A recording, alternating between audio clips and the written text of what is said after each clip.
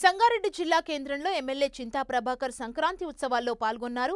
పతంగులను ఎగురవేసి సందడి చేశారు. ఈ వేడుకల్లో బీఆర్ఎస్ పార్టీ నాయకులు కాసాల బుచ్చిరెడ్డి, మధుసూదన్ రెడ్డి, వెంకన్న పాల్గొన్నారు. సంక్రాంతి అందరికీ భోగభాగ్యాలు, సుఖ సంతోషాలు కలగాలని కోరుకున్నట్లు చింతా ప్రభాకర్ తెలిపారు.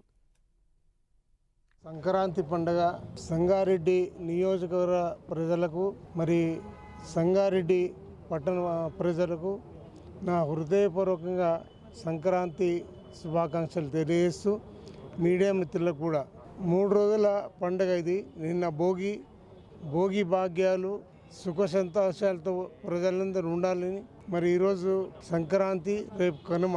మరి ఈ సందర్భంగా నిన్న ముగ్గుల పోటీల్లో మహిళలందరూ కూడా పాల్గొన్నారు.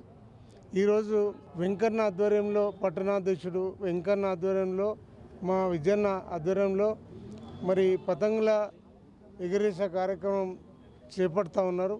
దాంట్లో భాగంగా నేను, మా బుచ్చన్న, మాజీ కౌన్సిలర్లు, యువకులు అందరూ కూడా పాల్గొని ఈ సంతోషంలో భాగమించుకుంటున్నారు. మరి అందరూ కూడా ఈ కాన్స్టిట్యుయెన్సీ అందరూ కూడా సుఖ సంతోషాలతో ఉండాలని, పండగను బాగా జరుపుకోవాలని మనస్ఫూర్తిగా కోరుకుంటున్నా.